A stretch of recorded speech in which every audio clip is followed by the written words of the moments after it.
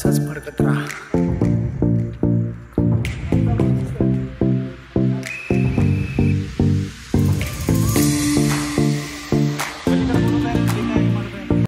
मी पहिल्यांदा सांगतो, मी कुठल्याही राजकीय पक्षाचा वक्ता नाही, मी कुठल्याही राजकीय पक्षाचा प्रवक्ता नाही.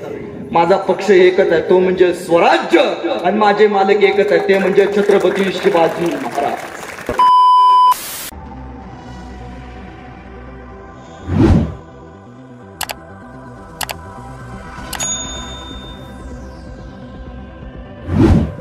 मित्रांनो, सर्वप्रथम तुम्हाला व तुमच्या परिवाराला नवीन वर्षाच्या हार्दिक हार्दिक शुभेच्छा. आज आम्ही चाललोय रोहिडा किल्ला पाहण्यासाठी. तिथं सुदर्शन शिंदेचा व्याख्यान पण होणार आहे. ती व्याख्या ऐकण्यासाठी आम्ही गडावरती जाणार आहे. मित्रांनो, तुम्हाला इथलं पुढचं व्ह्यू काय आहे, व्याख्यान कशी होणार आहे, काय नाही, कार्यक्रम पण कसं होते, काय नाही गडावरचं, ते पूर्ण दाखवणार आहे व्हिडिओमध्ये.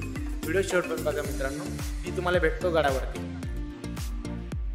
मित्रांनो, आम्ही आज निघाले पुण्याहून अवघ्या 60 किलोमीटरच्या अंतरावर स्थित असलेले किल्ले रोहिडा पाहण्यासाठी. या किल्ल्याला विचित्रगड असेही म्हटले जाते. मित्रांनो, दक्षिणला 8 ते 10 किलोमीटरच्या अंतरावर बाजारवाडी नावाचे गाव आहे. बाजारवाडीपर्यंत जाण्यासाठी एसटी सेवा उपलब्ध आहे. बाजारवाडीपासून मळली वाट गडाच्या पहिल्या दरवाजापाशी घेऊन जाते. वाट अत्यंत सोपी असून दरवाजापर्यंत पोहोचण्यासाठी 1 तास लागतो. मित्रांनो, पूर्ण गडाची इन्फॉर्मेशन पुढील प्रमाणे आहे. मित्रांनो, गडावरती तुम्हाला ट्रेकिंग वगैरे सर्व पाहण्यात येणार आहे. मित्रांनो, व्हिडिओ शेवटपर्यंत बघा. मित्रांनो,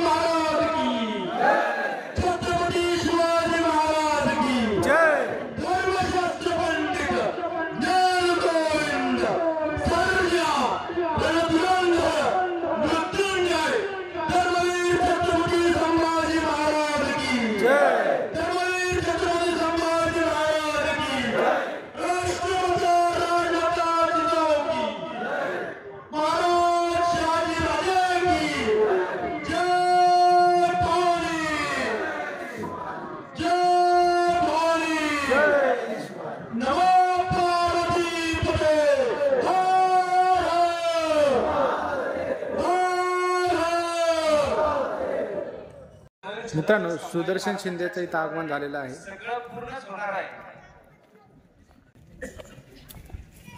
तुम्हा सर्वांना या शुभकार्यासाठी पुनश्च एकदा शुभेच्छा देतो. तुमच्याकडनं अपेक्षा वाढलेल्या आहेत, हे पुन्हा आठवण करून देतो आणि थांबतो. जय श्रीराम.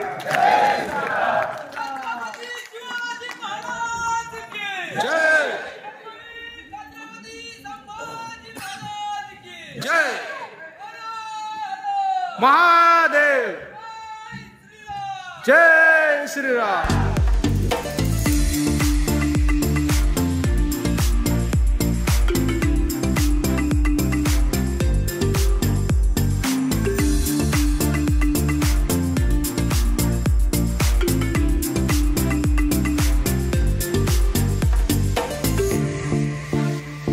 छत्रपती शिवाजी महाराज की जय.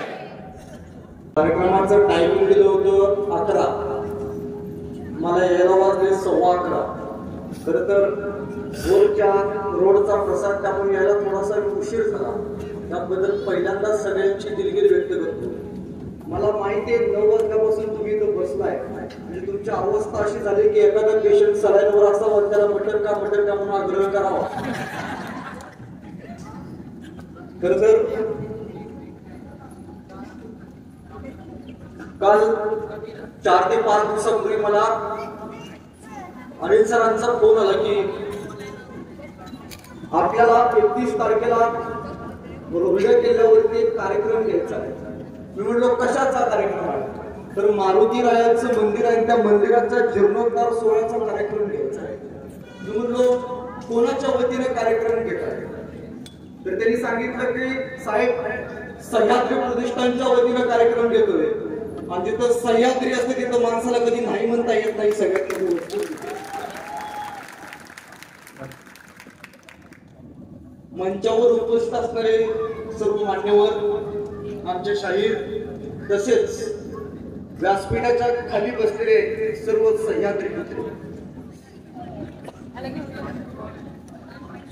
31 डिसेंबर म्हटल्यावरती प्रत्येकाच्या डोळ्यासमोर एकच गोष्ट उभा राहते. जात्या वर्षाला निरोप द्यायचा आणि येत्या वर्षाला काहीतरी अभिमानानं स्वाभिमानानं स्वागत करायचं. येणाऱ्या वर्षाचं स्वागत जयघोषात झालं पाहिजे, येणाऱ्या वर्षाचं स्वागत अभिमानानं झालं पाहिजे.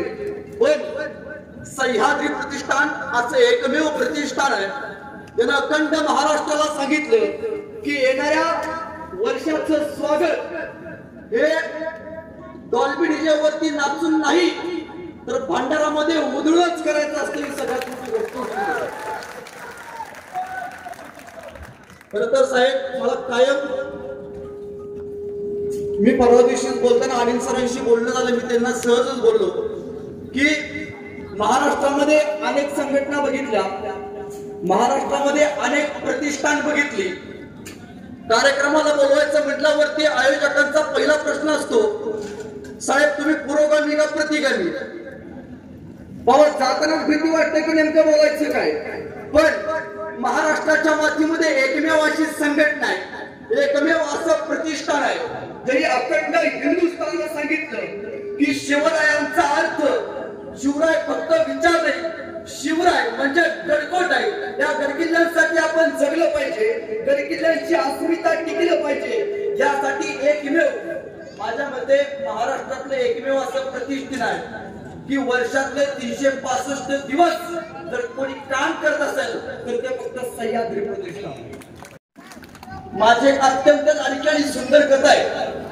तुम्ही कधीतरी पंढरपूरला गेलात तर पंढरपूरला एक देव आहे, त्या देवाचं नाव पांडुरंग. काय नाव? सह्याद्री प्रतिष्ठानची पोरं गेलेत ना, काय नाव? मला माहिती आहे कार्यक्रम संपल्यानंतर जेवण आहे, तुम्हाला आवाज आला तर जेवण मिळणार. पंढरपूरला गेला तर एक देव आहे, त्या देवाचं नाव काय? पांडुरंग. त्या परमात्मा विठ्ठल असं म्हटलं जातं. माझी वारकरी मंडळी आज इथं बसलेत, माझी माय माऊली आज कार्यक्रमाला बसले. पंढरपूरच्या विठ्ठलाला पुण्यामधून आमची पालखी निघते. जाताना आपण रामकृष्णरीच्या गंगात जातो. रामकृष्णरीच का म्हणतो आपण? अल्लाह अकबर कधी का नाही म्हणतो आपण रामकृष्णरीच का? याचं कारण असं की वारीची वाट सुखकर व्हावी यासाठी आपण रामकृष्णरीच्या गंगात जातो. त्याच विठ्ठलाचं प्रतिरूप आहे ते म्हणजे दक्षिण भारतात त्याला बालाजी असं म्हटलं जातं. त्याचा अर्थ असा की बासुंदी, लाडू आणि जलेबी हे त्याच्या घरात असतात की सगळी लोक तिकडे जातात कारण तो जनब्रह्म आहे. आणि पंढरपूरचा विठ्ठल हा नादब्रह्म आहे. जसं पंढरपूरच्या विठ्ठलाला जात असताना आमची वारकरी मंडळी रामकृष्णरीच्या गजरात जाते, तसं त्या बालाजीला जाताना लोक म्हणतात गोविंदा गोविंदा गोविंदा गोविंदा. मागच्या महिन्यात माझ्या पेपरला बातमी आली होती, माझ्या म्हणजे सगळ्यांच्याच आली होती की आपल्या प्रियकराला बरं वाटावं यासाठी एक प्रियसी तिरुमला ते तिरुपती उलट चालत गेली होती. मी म्हणलं आपल्याला पण बरं वाटावं, आपण सवच चालत जावं. म्हणून सवच चालत त्याला निघालो. सगळी लोक म्हणायची गोविंदा गोविंदा, मी म्हणायचो गोविंदा गोविंदा. सगळी लोक म्हणायची गोविंदा गोविंदा, मी म्हणायचो गोविंदा गोविंदा. आमच्या बरोबर एक कोल्हापूरची आजीबाई आली होती. आम्ही सगळी लोक म्हणायचो गोविंदा गोविंदा. आता कोल्हापूरची आजी तांबडा पांढरा रस्ता ठसक्याशिवाय बोलणार नाही. आम्ही सगळं म्हणायचो गोविंदा गोविंदा. ते आजीबाई म्हणायची आमचं पण तेच आहे. आम्ही सगळी लोक म्हणायचो गोविंदा गोविंदा. ते आजीबाई म्हणायची आमचं पण तेच आहे. बराच वेळा असं झालं, मी कट्ट्यावरती गेलो, ताण केलं, मावशी पशी गेलो आणि मावशीला म्हटलं मावशी तुझं काय चालू आहे? आम्ही सगळी लोक म्हणतो गोविंदा गोविंदा आणि तू म्हणते आमचं पण तेच आहे. ती म्हणजे अरे लेकांनो, तुम्ही ज्यांचं नाव घेता ना ते आमच्या हिंदचं बी नाव घ्यायचं म्हणून म्हणलं आमचं बी घ्यायचं. विरोधाचा भाग तुला पण 350 वर्ष झाली छत्रपती शिवरायांना जाऊ, 350 वर्ष झाली छत्रपती संभाजी महाराजांना जाऊ, छत्रपती शिवाजी महाराज की जय म्हटल्यानंतर आमच्या अंगावरती काटा उभा राहतो. शिवरायांचं नाव घेतल्यावरती आमच्या छात्या अभिमानाने फुटतात. संभाजी राजांचं बलिदान डोळ्यासमोर उभं राहिल्यावरती सगळ्यांची प्रेरणा मनामध्ये निर्माण होते. अरे ज्या राजाला आयुष्यात आपण कधी बघितलेली न माणसं, ज्या राजाला कुठल्या तरी चित्रपटामध्ये कुठल्या तरी मूर्तीमध्ये बघितलेली आम्ही माणसं, त्या राजाला नुसतं बघितलं तरी आमचं रक्त सळसळतं. विचार करा, साक्षात ज्यांनी महाराजांना बघितलं असेल त्यांचं काय होत असेल. राजा आपल्या सोबत घोड्यावरती बसलाय, राजा आपल्या सोबत युद्ध करतोय, राजा आपल्या सोबत तलवार चालवतोय, राजा आपल्या सोबत गलिंग ठेवतोय. ही कल्पनाच एवढी मोठी आहे की उगाच या माणसासाठी हजारो माणसांनी प्राण दिले नसतील. म्हणून मला कायम सांगावं लागतं की साहेब, महाराष्ट्रातल्या तरुण पोरांचं झालंय काय माहितीये का, की आम्हा पोरांना महाराजांपेक्षा महाराष्ट्रातले नेते मोठे वाटायला लागले. आपल्या इथे एक शहर आहे संभाजीनगर, त्याचं आता शिंदे सरकारने नामांतर केलं. कुठल्या सरकारने केले मी नाही सांगू शकत, पण त्यांच्या सत्तेत असताना ते झालं. त्या शहराचं नाव पूर्वी होतं औरंगाबाद. संभाजी राजांच्या महाराष्ट्रामध्ये औरंगजेबाच्या नावानं शहर होतं. अखंड महाराष्ट्राची नवा तुमची आणि माझी मागणी होती की त्या शहराचं नाव बदलायचं आणि त्याचा छत्रपती संभाजी नगर करायचं. स्थायीनं महाराष्ट्र शासनाने एक जी आर काढला की कोणाचं काय मत आहे, त्या शहराचं नाव काय ठेवायचं.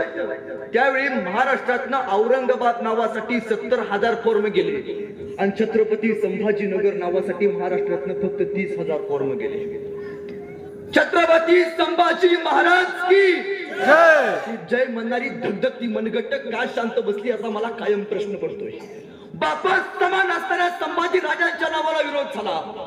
बापास समान असताना शिवाजी राजांच्या नावाला कोणीतरी उठलं म्हणतं छत्रपती शिवाजी महाराज जुने आदर्श होऊन गेले, आमची मनगट्ट शांत बसतात. कोणीतरी उठलं म्हणते संभाजी राजा धर्मवीर होते का स्वराज्य रक्षक होते. या चौकटीत आपल्या राजाला बांधलं जातं, आमची पोरं शांत बसतात. का बापाला कुणी वाकड्या नजरे आपल्या बघितलं तरी आपलं रक्त सळसळतं. बापा समान असणाऱ्या संभाजी राजांच्या नावाला विरोध झाला. तुमची माझी जबाबदारी नव्हती का? तुमचं माझं अधिष्ठान नव्हतं का? मी पहिल्यांदा सांगतो, मी कुठल्याही राजकीय पक्षाचा वक्ता नाही, मी कुठल्याही राजकीय पक्षाचा प्रवक्ता नाही. माझा पक्ष एकच आहे, तो म्हणजे स्वराज्य, आणि माझे मालक एकच आहे, ते म्हणजे छत्रपती शिवाजी महाराज. त्यामुळं जिसका गुरु बलवान होता है उसका चेला पहलवान होता है. त्यामुळे पण आपण झोकायची मला गरज नाही. दादांनो, मी तुमच्या भावासारखा आहे, एक वाक्य इथून नेहमी घेऊन जावा. दादांनो, मारलं जरी संभाजी महाराजांना, मारलं जरी संभाजी महाराजांना, करून अत्याचाराचा कहर त्याच औरंग्याच्या नावानं वसवलं होतं एवढं मोठं शहर. अरे सळसळू द्या रक्त तुमचं, सळसळू द्या रक्त तुमचं. दाखवा पुन्हा एकदा जिगर आणि छाती ठोकून सांगा, औरंगाबाद नाही तर छत्रपती संभाजी नगर, छत्रपती संभाजी नगर. ही सांगण्याची जिगर आहे ना, ही जिगर आपल्यामध्ये आपल्या राजाने निर्माण केली. हा सांगण्याचा स्वाभिमान, हा घेण्याचा ध्यास महाराजांनी आपल्या मनामध्ये पेरलाय. खर तर सह्याद्री प्रतिष्ठान हे काम करत असताना एक डोक्यामध्ये त्यांचा विचार असतो. तुमच्या भागातले अनेक प्रतिष्ठानची लोक माझ्या कॉन्टॅक्ट मध्ये, मी त्यांचे स्टेटस बघत असतो. आदल्या दिवशी राजगडावरती तोफखान्याचं काम चालू आहे, दुसऱ्या दिवशी प्रतापगडावरती काम चालू आहे, तिसऱ्या दिवशी रोहिडा किल्ल्यावरती हनुमानाचं मंदिराचा जीर्णोद्धार करायचा आहे, परत एके ठिकाणी शौर्य तुला वंदी तो कार्यक्रम घ्यायचा आहे. हे प्रतिष्ठान थांबत कसं नाही? या प्रतिष्ठानला मिळणारी प्रेरणा कुठून आहे? खर तर माझं कायम सांगणं असतं की ज्याच्या पाठीमाग श्रमिक नावाचा सह्याद्री उभा असतो त्याला कधी डगमगायची गरज भासत नाही. ज्याचा सेनापती बुलंद असतो त्याची फौज कधीच फुटली जात नाही, कायम सांगणं असतं. आज घडीला महाराष्ट्राच्या मातीमध्ये अनेक लोकांना प्रश्न विचारले जातात. मलाही नेहमी प्रश्न विचारले जातात की बाबा शिवबा कोणाला म्हणायचं. तुम्हाला विचारलं जातं बाबा शिवबा कोणाला म्हणायचं, शिवबा कोणाला म्हणायचं. शिवबा म्हणजे जिजाऊंच्या पोटी जन्माला आलेले निरागस बाळ म्हणजे शिवबा. जिजाऊंच्या पोटी जन्माला आलेलं निरागस बाळ म्हणजे शिवबा. इंग्रज, डच, फ्रेंच यासारख्या अत्याचारांचा कर्दन काळ म्हणजे शिवबा. एकीकडे संयमाचा घाट म्हणजे शिवबा आणि सळसळत्या रक्ताची लाट म्हणजे शिवबा. आम्हा कर्दन काही मराठ्यांना आली जाग म्हणजे शिवबा. आम्हा करताना काही मराठ्यांना आली जाग म्हणजे शिवबा. महाराष्ट्रातलं माणुसकी मोजण्याचं माप म्हणजे शिवबा. तुमचा माझा आणि अखंड हिंदुस्थानाचा बाप म्हणजे शिवबा. तुमचा माझा आणि अखंड हिंदुस्थानाचा बाप म्हणजे शिवबा. माझं एक नेहमी सांगणं असतं की महाराजांचा जन्म झाला त्या किल्ल्याचं नाव काय बरं? शिवनेरी. काय नाव? शिवनेरी. आणि महाराजांचा मृत्यू झाला त्या किल्ल्याचं नाव काय बरं? रायगड. शिवनेरीच्या पहिल्या 2 अक्षर म्हणजे शिव आणि रायगडाच्या पहिल्या 2 अक्षर म्हणजे राय. हे 2 शब्द तयार केल्यावरती एक शब्द तयार होतो. त्या शब्दाचं नाव म्हणजे शिवराय. हा शब्द पिढ्यांना प्रेरणा देतोय. महाराजांचा किल्ला रायगड. रायगड म्हणजे काय हो? आयुष्यात एकदा तरी रायगड बघावा. माझं कायम सांगणं असतं आयुष्यात एकदा तरी रायगड बघावा. श्रमिक सर रायगड का बघायचं तुम्हाला माहितीये? जसं मुस्लिम धर्माचं हजला गेल्याशिवाय आयुष्याचा अर्थ पूर्ण होत नाही, तसं प्रत्येक हिंदूचं रायगडला गेल्याशिवाय आयुष्याचा अर्थ पूर्ण होत नाही. जगात 3 शक्तीपीठ आहेत. जगात 3 शक्तीपीठ आहेत. पण दादानो त्याच बरोबर जगात 2 प्रेरणापीठ सुद्धा आहेत. पहिलं प्रेरणापीठ हिंदूंचं ते म्हणजे श्रीमान रायगडावरची छत्रपती शिवरायांची समाधी. आणि दुसरं प्रेरणापीठ हिंदूंचं ते म्हणजे वडुबुद्रुक तुळापूरला असणारी छत्रपती संभाजी राजांची समाधी. तिथं गेल्याशिवाय आयुष्याचा अर्थ पूर्ण होत नसतोय गड्या. रायगड का बघायचा? रायगड आणखी एक गोष्टीसाठी बघायचा. माझे कायम सांगणं असतं की तिथे गेल्यावरती तुम्हाला गाईडशी सांगतील रायगड कधीतरी खालून बघा. रायगडावरती एक मंदिर आहे, जगदीश्वराचं मंदिर. त्या मंदिराचं बांधकाम लांबणं बघितल्यावरती आपल्याला मस्जिद दिसतं. का बांधलं असेल असं महाराजांनी? काय प्रश्न पडला असेल? महाराजांना वाटलं नसेल का बाबा आपण साधं बांधावं? तसंच का बांधलं बरं? महाराजांची दूरदृष्टी बघा. महाराजांना वाटलं यदा कदाचित मी उद्या असेल किंवा नसेल, यदा कदाचित रायगडाला आक्रमण झालं, रायगडावरती हल्ला झाला, रायगड संपूर्ण ताब्यात जरी गेला तर रायगडावरच्या महादेवाच्या मंदिरातल्या जगदीश्वराच्या मूर्तीला हात लागता कामा नये, ही महाराजांची दूरदृष्टी होती. तसंच झालं हो. रायगड 2दा जाळला गेला. जुल्फिखानाला जाळला, इंग्रजांनी जाळला. दोन्ही वेळी रायगड संपूर्ण जळत होता. पण दोन्ही वेळी रायगडावरील असणाऱ्या त्या जगदीश्वराच्या मंदिरातला महादेवाच्या पिंडीला हात लागला नव्हता. याचं कारण छत्रपती शिवाजी महाराज आहेत. त्या मंदिराच्या बाहेर जाऊन बघा, जीर्ण अवस्थेत झालं तुम्हाला नंदी बघायला मिळतो, पण आत गेल्यावरती पिंड तशीच बघायला मिळते. ही महाराजांचं स्ट्रक्चर होतं. ही महाराजांची दूरदृष्टी होती. महाराजांनी ही दूरदृष्टी या रयतेला शिकवली.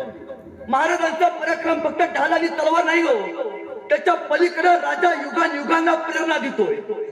रायगडावरती गेल्यावरती अमिताभ बच्चन प्रत्येक टीव्हीवरती एक जाहिरात सांगतात की हरघर शौचालय, हरघर शौचालय.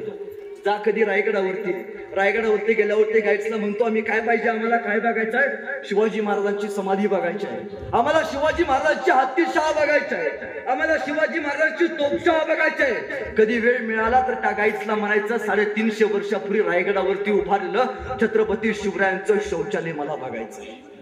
विष्ठेचं डिकम्पोजिशन कसं करायचं याचं तंत्र रायगडावरती बघायला मिळतं. पाण्याचे चेंबर्स, ते पाणी पावसाचं तलावामध्ये कसं पाठवायचं याचं तंत्र सुद्धा रायगडावरती बघायला मिळतं. हा रायगड इंग्रज अधिकारी एका ठिकाणी लिहून ठेवतो की रायगड इतका प्रचंड मोठा गड आहे की त्या गडावरती मुबलक अन्न आणि धान्य असेल तर तो एक गड संपूर्ण जगाशी लढू शकतो. ते इंग्रजांचं वाक्य.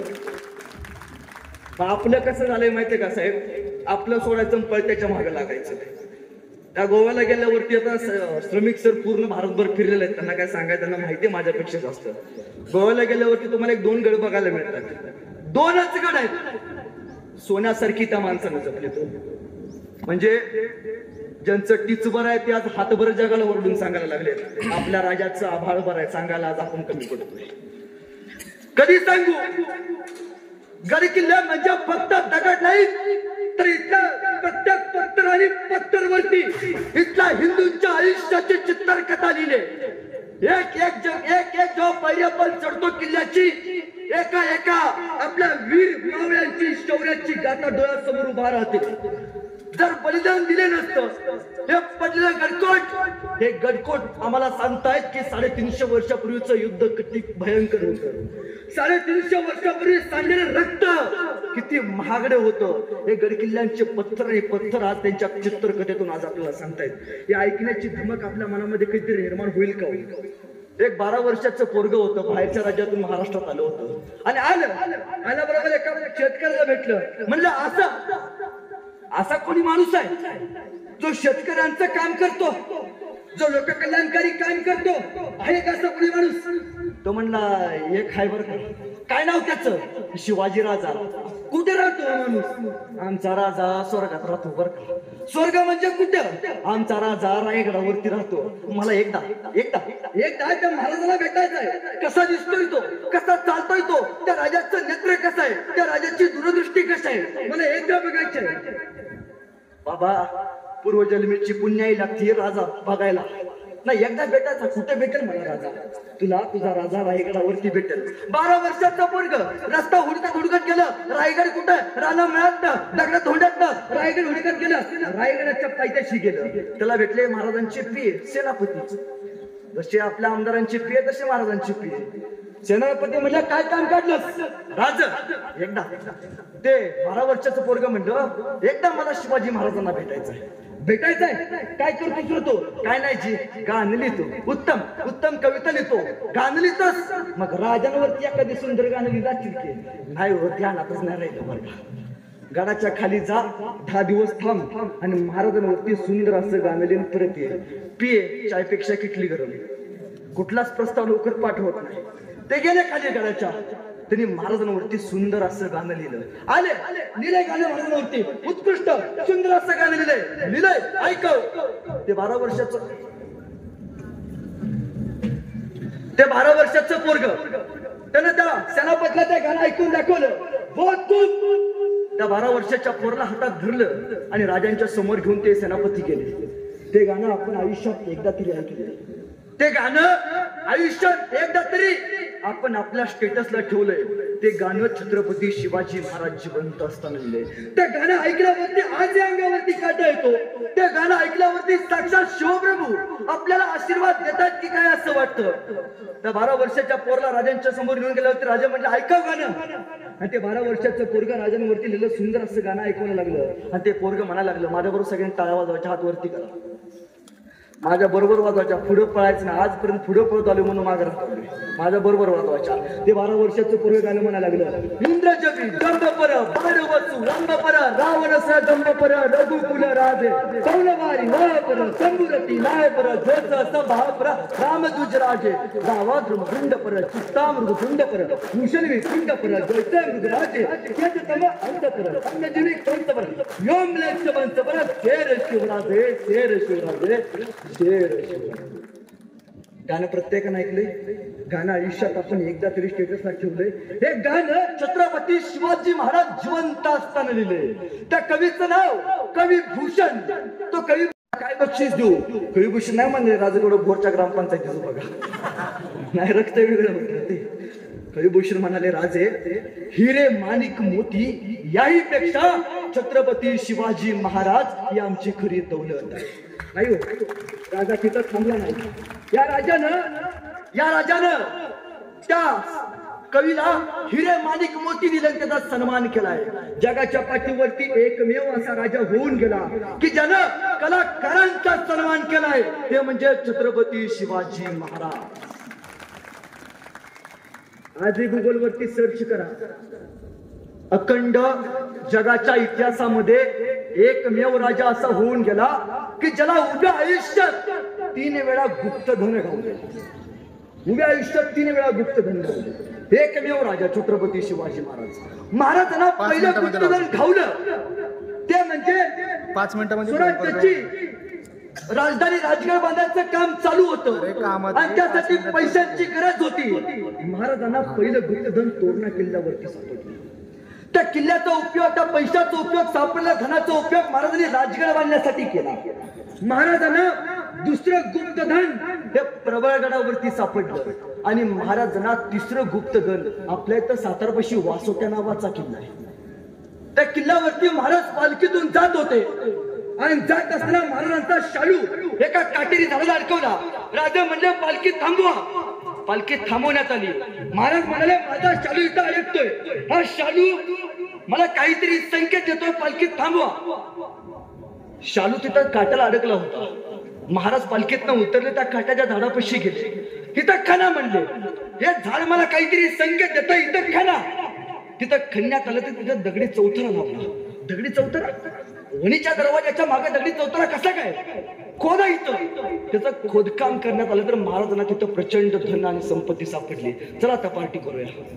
नाही हो, त्या पैशाचा वापर महाराजांनी रस्ते बांधकामासाठी केला. 3 वेळा गुप्तदान गावले.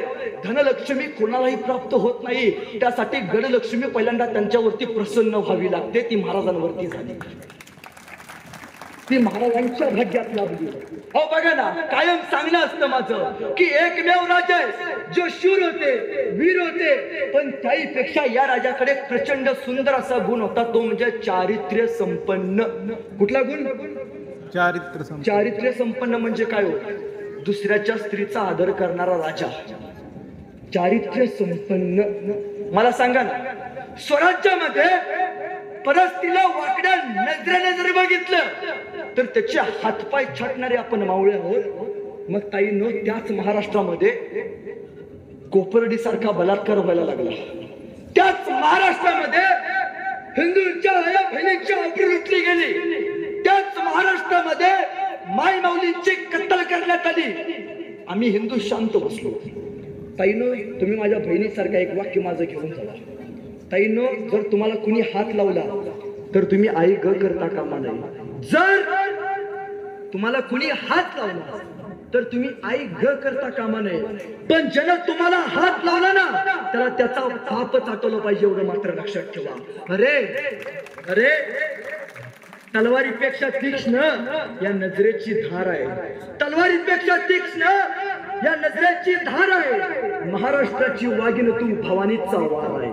अरे भगव्याची रक्षणी तू, या भगव्याची रक्षणी तू, स्वराज्याची तू मेक आहेस.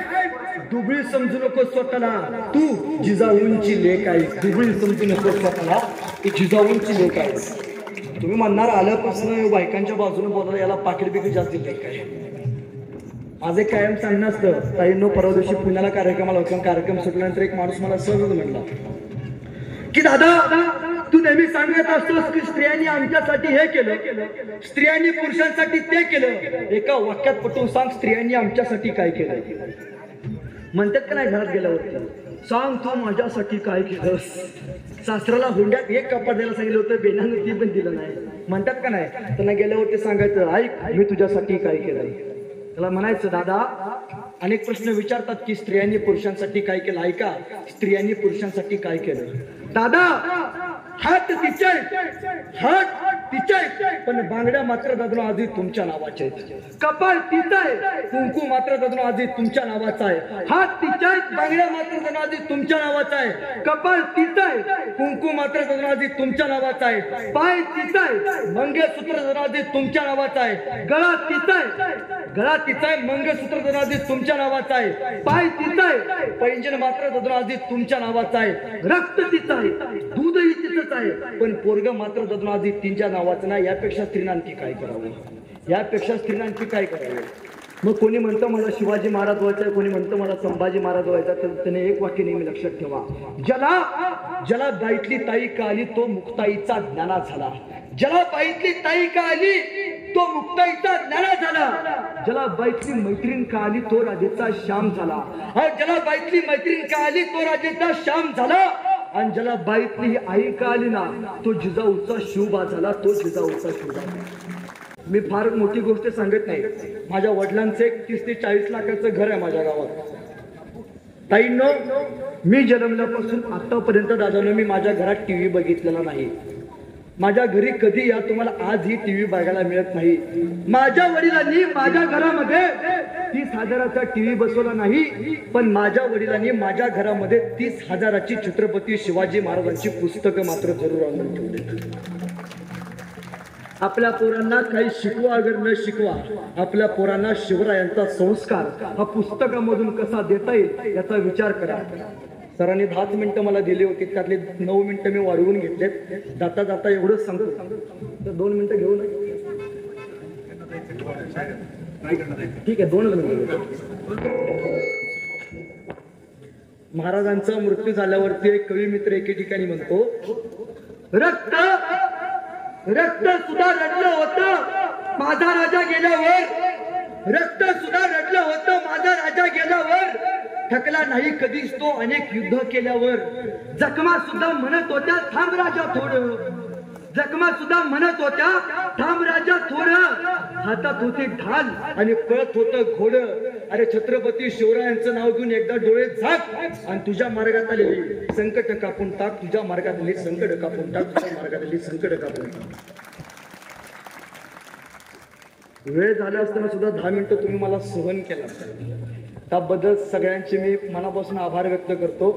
जाता जाता एवढंच सांगतो, हर हर महादेव आवाज सुटला, हर हर महादेव आवाज सुटला, मुघलांच्या कपाळी घाम फुटला, मराठ्यांच्या झळकल्या चमकत्या तलवारी, मुघल पळती माघारी. राजे अजून तुम्ही 10 वर्ष जगला असता तर मुघलांनी सुद्धा कपाळावरती भगवाच लावला असता, मुघलांनी सुद्धा. जाता जाता एक आव्हान करतो, मी कायम सांगतोय, गळ्यामध्ये आपण वस्त्र घातले, एक शेला घातलाय, त्याचा कलर कुठला आहे? डोक्यावरती टोपी घातली, त्याचा कलर कुठला आहे? जसं डोक्यावरती घातले अभिमानाने मिरवतो, त्याच अभिमानाने ती टोपी जपायला शिकायची आहे. कारण भगवा, भगवा म्हणजे काय हो? भगवा म्हणजे काय? आम्ही म्हणतो आमचं रक्त भगवा आहे, आम्ही म्हणतो महाराज जे कपाळाला गंध लावायचं ते भगवा आहे, आमचा झेंडा भगवा आहे. भगवा म्हणजे काय? रंगसंगती असं सांगते की भगवा, भ म्हणजे भयरहित, ग म्हणजे गर्वरहित आणि वा म्हणजे वासना रहित, या 3 शब्दांचा अर्थ म्हणजे भगवा. हा भगवा प्रभू श्री रामांचा, हा भगवा माझ्या वारकऱ्यांचा, हा भगवा माझ्या धारकऱ्यांचा, हा भगवा निष्ठेचा, त्यागाचा आणि आम्हा सर्व सह्याद्री पुत्रांचा छत्रपती शिवरायांचा भगवा तुमचा.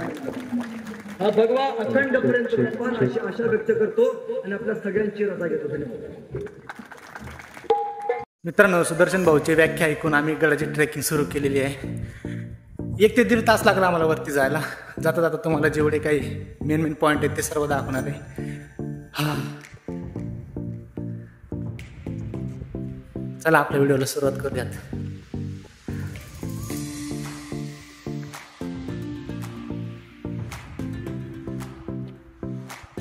चलो गड पे चलो.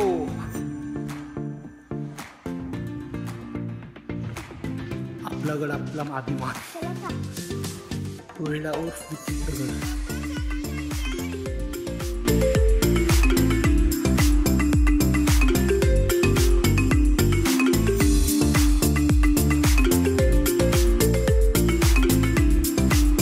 रोपेचा अवशेष दिसते इथं, हे रोपेचे अवशेष आहेत. आता ह्याच्याने वरती दगड पोहोचायचे पहिले. ह्यो रोहिडा उर्फ विचित्रगड. 30% आलो मित्रांनो, फक्त राहिले आता 70%. मित्रांनो, सह्याद्रीच्या डोंगर रांगेत भोर ते महाबळेश्वर असा एक डोंगर मार्ग आहे. या डोंगर रांगेत 3 ते 4 किल्ले आहेत. त्यापैकी एक रोहिडा खोऱ्याचे वसलेले किल्ला म्हणजे किल्ले रोहिडेश्वर होय. रोहिड खोरे हे नीरा नदीच्या खोऱ्याने काही भाग वसलेले आहेत. या खोऱ्यात 42 गावे, त्यापैकी 41 गावे सध्या पुणे जिल्ह्याच्या भोर तालुक्यात मोडतात. रोहिडेश्वर किल्ला हे रोहिड खोऱ्याचे प्रमुख ठिकाण होते. रोहिडा किल्ला भोरच्या दक्षिणेस सुमारे 6 मोलांवर आहे. रोहिडेश्वर किल्ल्याचा विचित्रगड किंवा बिनीचा किल्ला असे देखील संबोधले जाते. मित्रांनो, या किल्ल्याची निर्मिती यादवकालीन आहे. किल्ल्यावरील 3रा दरवाजा असणाऱ्या शिलालेखावरून मोहम्मद आदिल शाहने ह्या गडाची दुरुस्ती केली अशी अनुमान निघते. इसवी सन 1666च्या पुरंदरच्या तहानुसार हा किल्ला मोगलांच्या स्वाधीन केला गेला. 24 जून इसवी सन 1670 रोजी श्री छत्रपती शिवरायांनी किल्ला परत घेतला.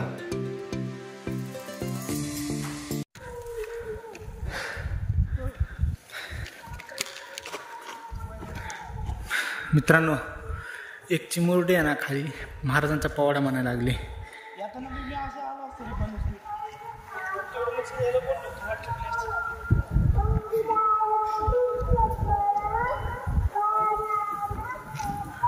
येतोय का आवाज?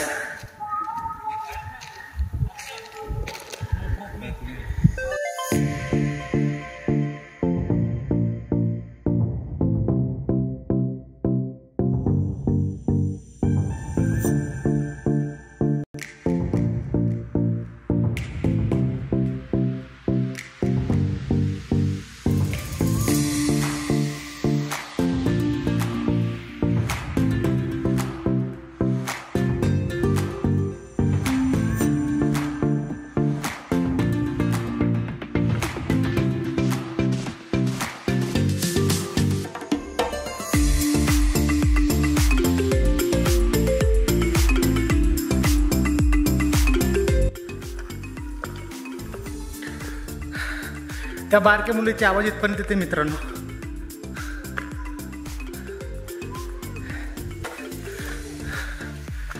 जिरा जिरा ती जी जय जय.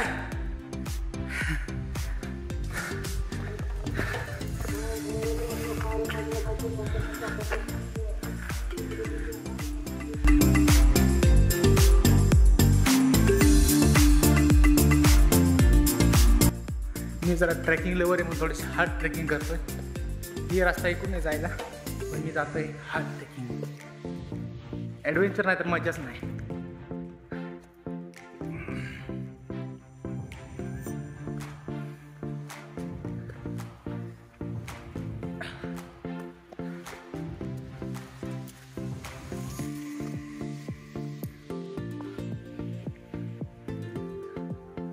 हा गणेश दरवाजा लागला मित्रांनो आपल्याला.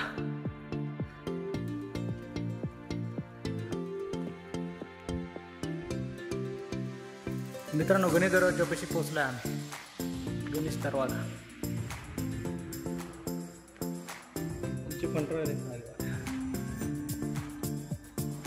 गणेश दरवाजा पार झालेला आहे. वरती निघालो गणेश दरवाजावर. पहिल्या दरवाजाच्या चौकटीवर गणेश पट्टे आणि मिहराब आहे. पुढे 15 ते 20 पायऱ्या पार केल्यावर दुसरा दरवाजा लागतो. तेथून आत गेल्यावर समोरच पाण्याचे भुयार टाके आहे. त्याचे पाणी 12 महिने पुरते.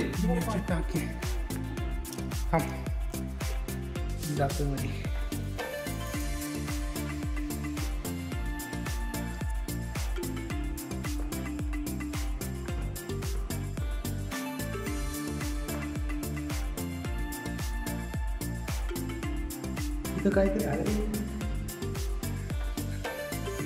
पिण्याचे पाणी. चला वरती. फक्त बुरुज आहे. हे भैया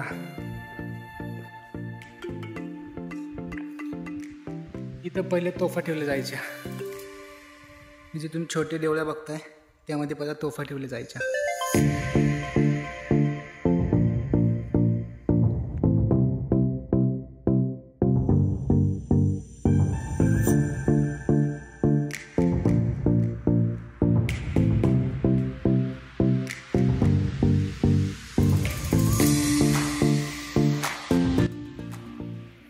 पाण्याच्या टाक्यापासून 18 ते 20 पायऱ्या चढून वर गेल्यावर तिसरा दरवाजा लागतो.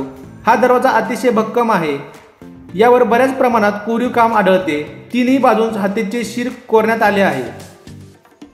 तसेच डाव्या बाजूस मराठी व उजव्या बाजूस फारसी शिलालेख आहे. आजूबाजूंना तटबंदी पडझड झाली आहे. या सर्व दरवाजांची रचना एकमेकांच्या काटकोनात आहे. हे हनुमंताचे मंदिर पहिले असे होते मित्रांनो. यावरती सह्याद्री प्रतिष्ठान हडपसर या टीमने या गडावरती मेहनतीने काम करून या मंदिराची पुनर्बांधणी केली आहे मित्रांनो. तो असाच फडकत राहा.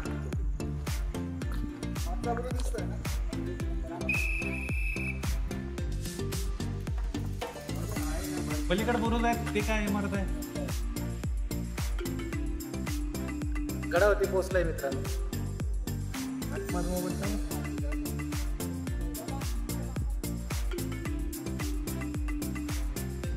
बघवा कसा फडकतोय. फडकला. रोहिडावरती पण आम्ही बघवा फडकला मित्रांनो. ह्या मंदिराची पुनर्बांधणी झालेली आहे. हा मंदिर पूर्णपणे पडला होता म्हणून ह्या मंदिराची परत पुनर्बांधणी केलेली आहे. म्हणून आज हा जल्लोष आपल्याला इथं बघायला मिळतोय 31 डिसेंबरला.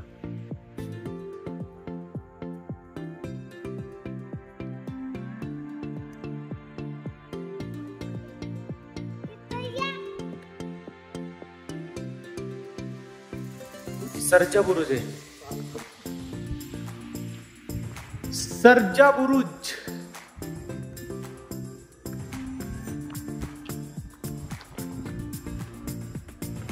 सर्जा बुरुज. गडावरती एकही तोफ दिसत नाही.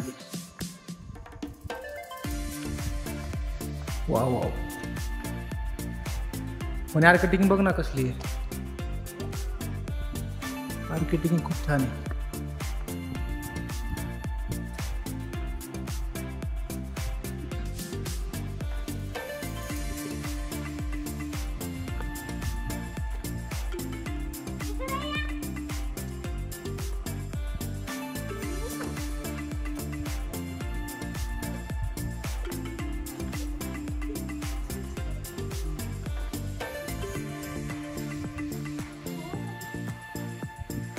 आमचे किती पण मोठा म्हणजे अख्खा टाकणार आहे भाऊ अख्खा व्हिडिओ. हे कुठला तरी दरवाजा आहे, थांब. चोर दरवाजा आहे इथून, चोर दरवाजा इथून आहे, चोर दरवाजा.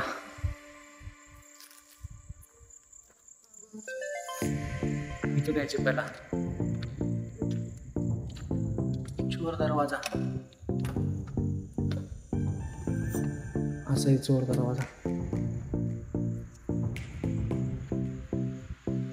छान येते इथून. विहीर आहे का पाण्याची, बोर्ड वगैरे का नाही लावलं इथं, विहीरच आहे.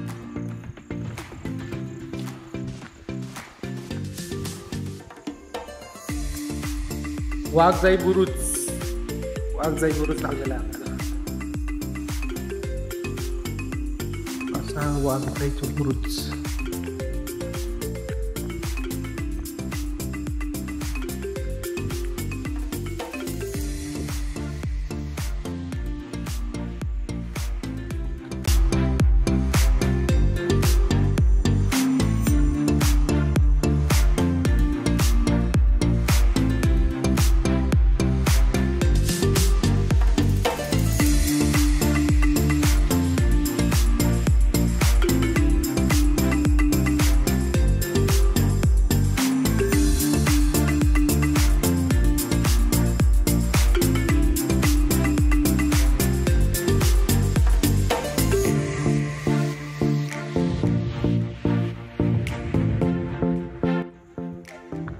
मित्रांनो, वाघजाई बुरुजावरती आम्ही पोहोचलेलो आहे.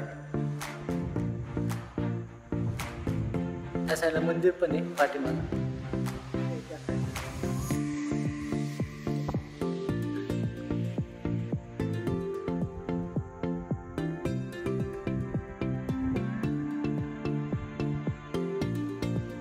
हा बुरुज आहे पूर्ण.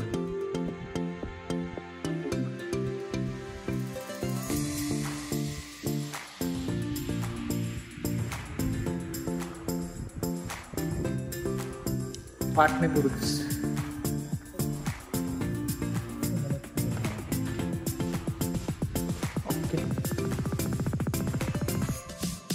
मित्रांनो, पहाटणी बुरुज पासून थोडेसे पुढे आल्यावर आपल्याला नैसर्गिकरित्या असे मोठे छोटे तलाव पाहण्यात येतात. मित्रांनो, किल्ल्याच्या बांधकामात दगडांमध्ये चुना भरला जायचा, तसेही चुन्याची गिलावही केले जायचे.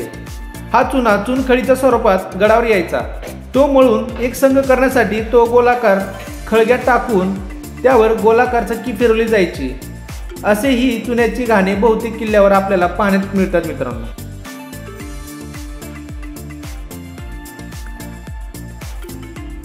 दामगुडे बुरुज.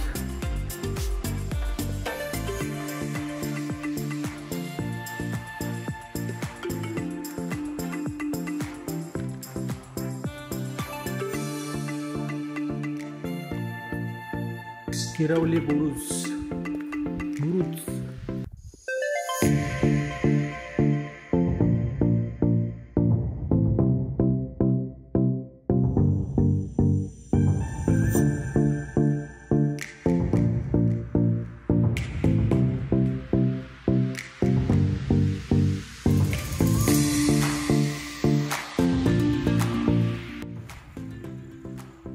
जुन्या भांड्यांचे अवशेष.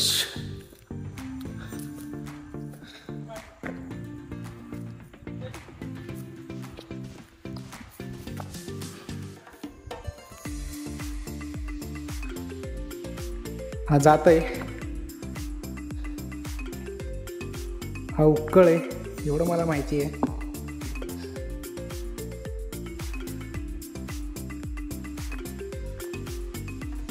मटका टाईप दिसते.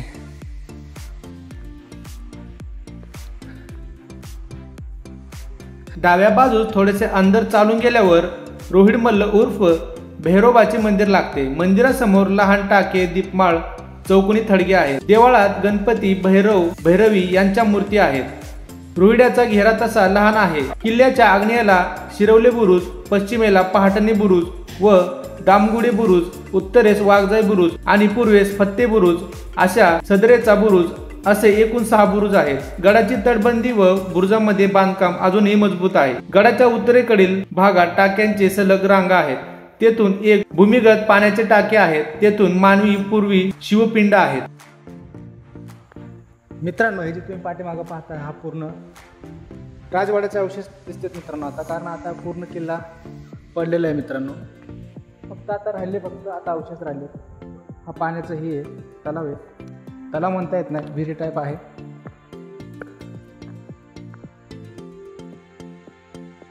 असे भरपूर आहेत मित्रांनो गडावरती, 3-4 वेळा आम्हाला पाहण्यात आलेला आहे।